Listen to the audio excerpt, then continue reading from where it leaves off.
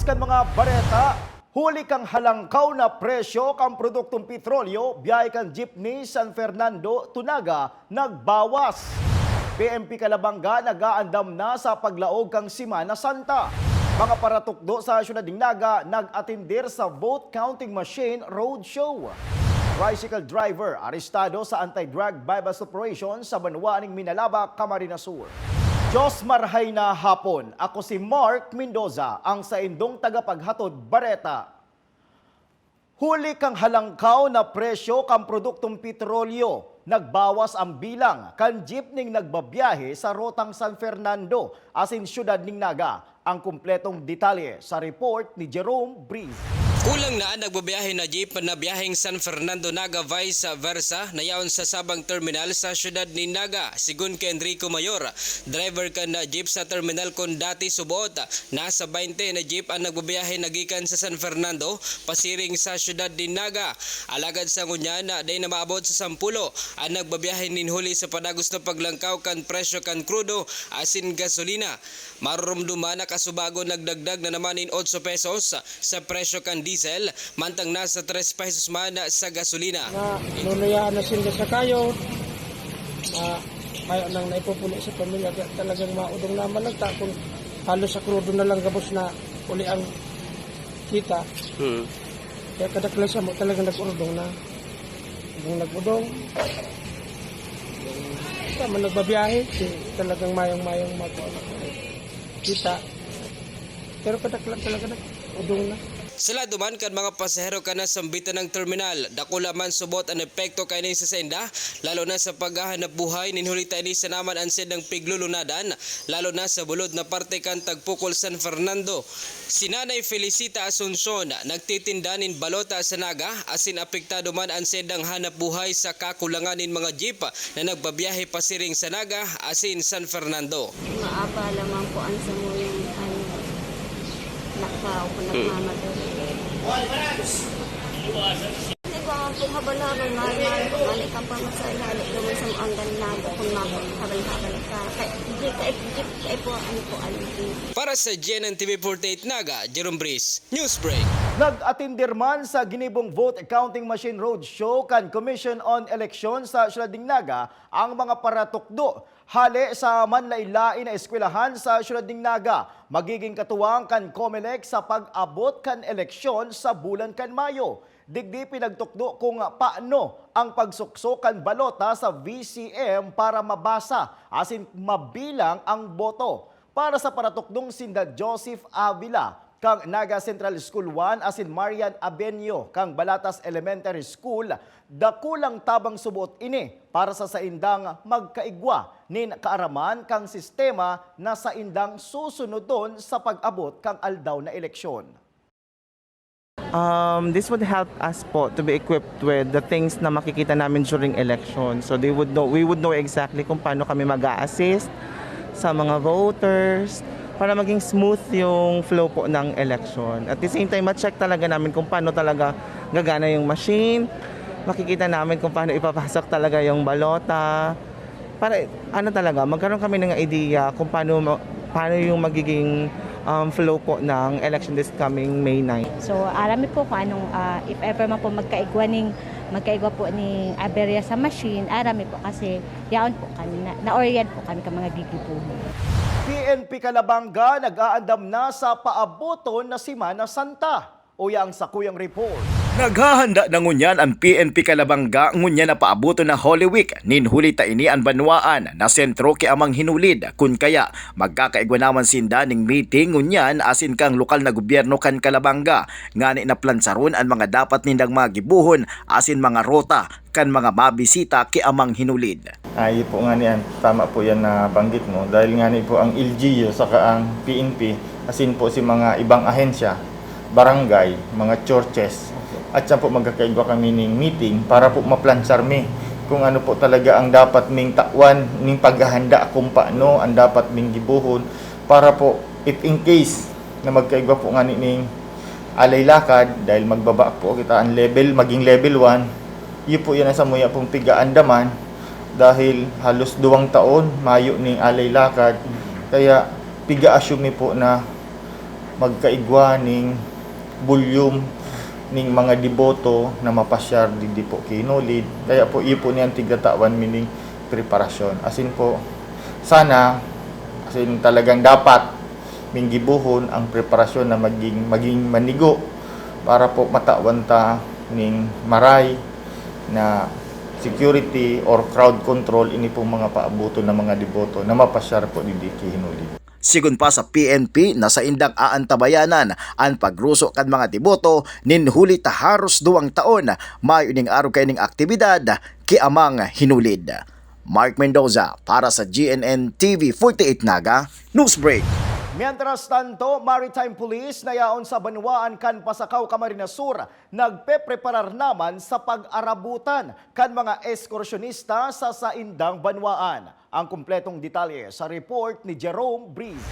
Ngunya napapaabuto na ang summer season, pigaandaman naman kan Maritime Police ang pag-arabutan kan mga bakasyonista sa Banwaanin Pasakaw, Camarines Sur na pigkukonsiderar na summer capital kan probinsya. Sigun ki Police Major Alvin Santillan, ang Station Chief kan Maritime Police Camarines Sur, nagkukondusir naman sinda katabang ang lokal na gobyerno kan Pasakaw nin water and rescue training para sa mga lifeguards asin mga personahe kan resort sa Banwaan. Importante kaya na may adal sa pag-rescue ang mga initanganing syerto na salbado ang mga beachgoers na mapasiring digdi. Kakaroon din po tayo ng coordination sa mga beach owners regarding sa mga safety procedures na pwede nilang ipatupad dito sa ating mga beach resorts para maiwasan ang mga sakuna na mangyayari dito sa ating mga turista o mga local tourists. Then kakaroon po tayo ng mga trainings dito sa mga lifeguards at other persons para naman sa mga life-saving techniques at maging aware sa pagresponde kung sakaling mayroong mga nangyayaring sakuna. Ang Banwaanin Pasakaw igwanin nasa 30 beach resort na pigbumonitor ngunyan kan Maritime Police tanganing syertong salbado ngunyan ang mga bakasyonista. Para sa GNN TV 48 Naga, Jerome Breeze, Newsbreak. Kaaraman sa pagbuno o boat sharing skill, nanudan kan 70 estudyante na hali sa City College of Naga. Ang kumpletong detalye sa report ni Cindy Cuesta.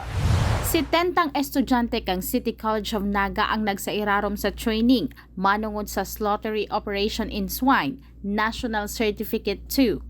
Inikabali sa mga pig-uopresyer na oportunidad kan TESDA nga ni na magahawas sa pasakit kan pandemya. Dapat ang sarong butcher na ma-apply kung siya in situ passer.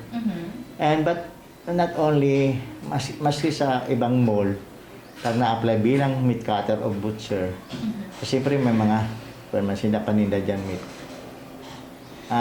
Dapat in situ passer.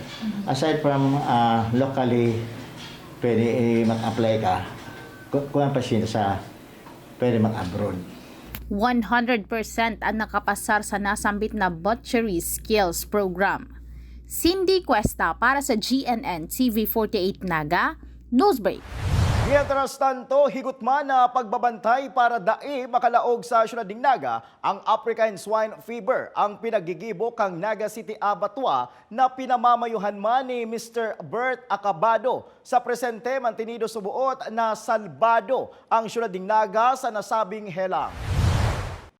Bago niya ibiyahe, dapat pa-examine niya na sa accredited na veterinaryo. Tapos magkaigwa siya ng Animal Health Certificate. Tapos kung isa-travel niya, kung kaya po ang paso travel permit, dapat igwa siya. So pag abot man igdi, through the Office of the City Veterinary, makandak sinda ng antemortem. So gusto sabi yun, pag pwede na bunuon, pwede siyang bunuon, ma-issue man siya ng certificate for slaughter. So gusto sabihin ka, pwede mo ilawag sa holding pen, papahingalon sa rin, pwede na siyang bunuon. Sa pagbabalik kang Newsbreak, tricycle driver sa Banwaaning Minalaba, Camarines Sur, arestado sa pagpabakal subuot ng illegal na droga. Yan asin iba pang mga bareta sa pagbuelta kang GNN TV 48 Naga Newsbreak.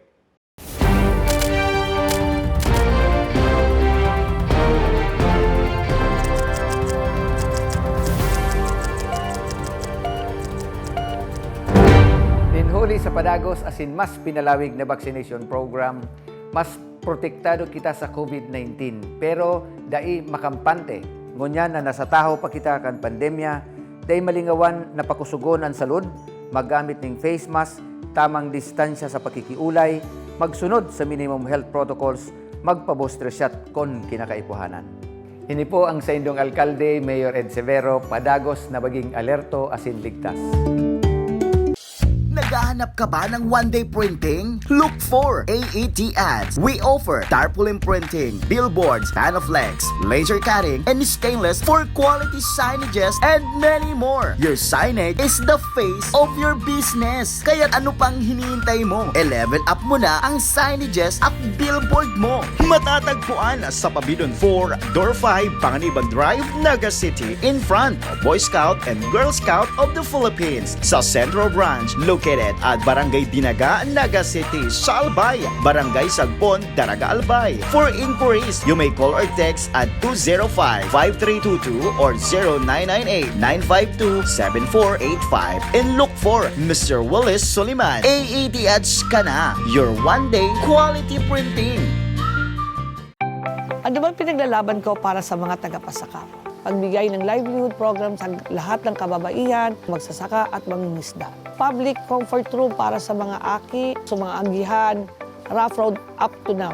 Daisin ng tubig, daing pailaw, na basic needs kan sarong taho.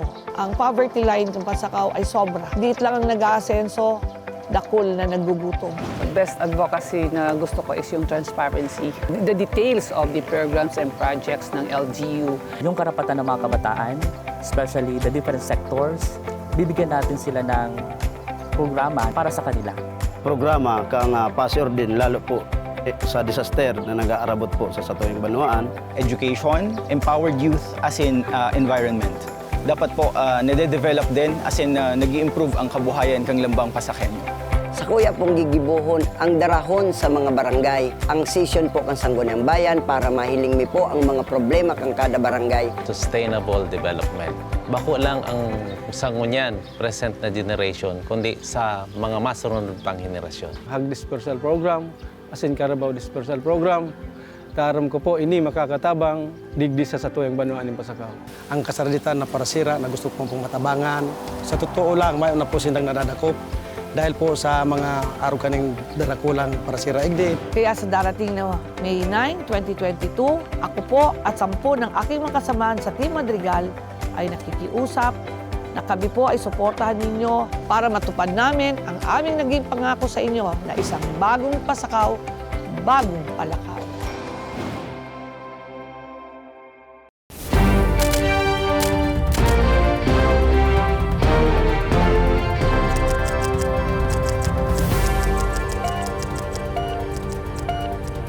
Padagos pa sa mga bareta, kung igwang herd immunity sa tao hulikan COVID-19, ang City Veterinary Office nagkumpirmar na nag-abot naman kang naga ang herd immunity kontra rabies. Ang kumpletong detalye sa report ni Cindy Cuesta. Kasabay kan magayon na bareta na naabot na kan Naga City ang herd immunity sa COVID-19. Huli sa igot na bakunahan asin pagsunod kan gabos na regulasyon, ang City Veterinary Office naabot naman ang herd immunity kontra rabies sa paagian kan igot na anti-rabies vaccination, dog catching asin castration. Pwede kong masabi yan dahil unang-una, sa record although wala tayong 100% kumbaga perfect na figure, pero dahil house to house yung ating approach,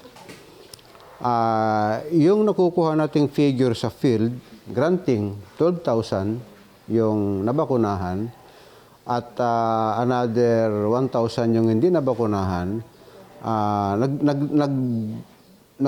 nagdagdag ako ng mga 10% more. Kasi talagang hindi mo naman talaga masaturate na lahat mapuntahan.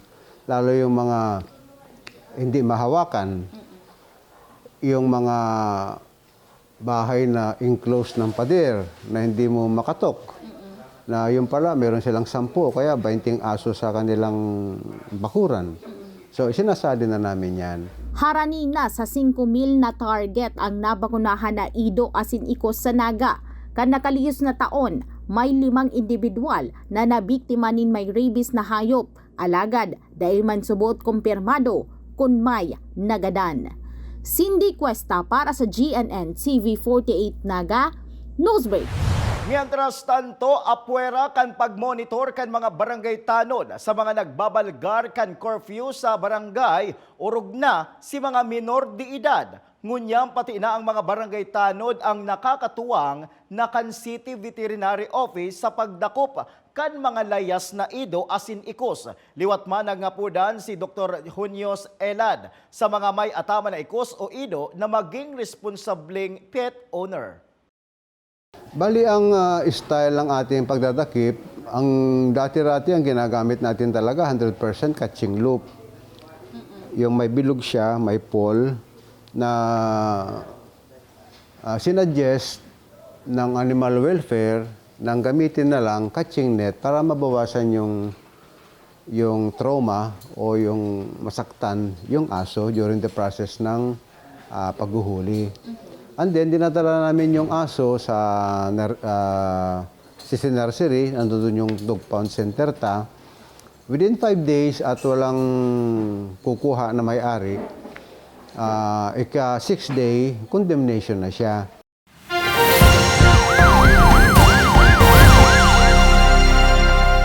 Sa satuyang police report, alas 8 kan subanggi kan magkondusir ning anti-drug bypass operation ang Minalabak PNP sa Sitio Tingting, Barangay Antipolo, Minalabak, Camarines Sur na nagresulta sa pagkakaaresto sa tricycle driver na si Denzi Bilarmeno I. Bustamante. Residente kan Zone 4, Barangay Antipolo, kan nasambita ng Banwaan. Duwang sa sining pinagtutubo ng shabu ang nabakal sa suspek sa kantidad na 500 pesos. Alagad kang magkondusir ning pagrikisa ang PNP. Duwa pang sa sining sabuot shabu ang narecover sa suspek. Aabuton man sa 3,000 pesos ang kabilugan na kantidad kang illegal na drogang narecover sa tricycle driver na suspek.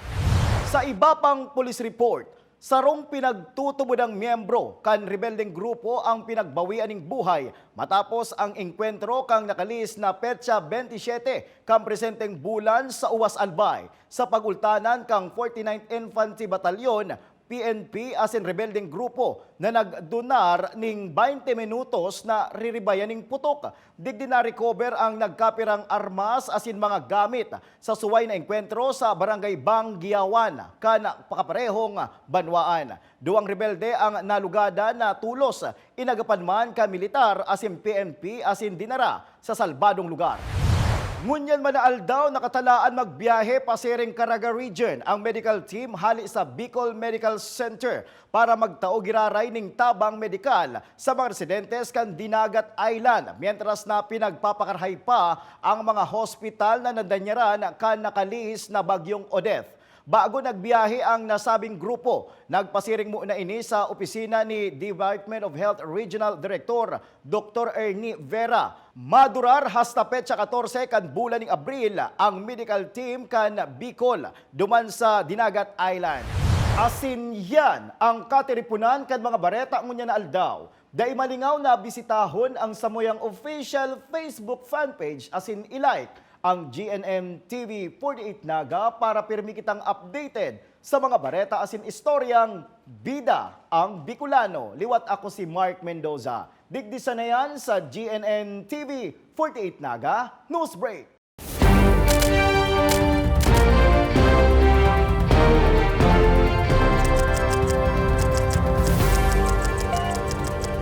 Programang ini hatod sa to ang Transfer In, Ninoy and Cory Avenue in front of CBD Terminal, Naga City. Ski 911, every Filipino deserves to be beautiful. Located at Mayod Street, Naga City.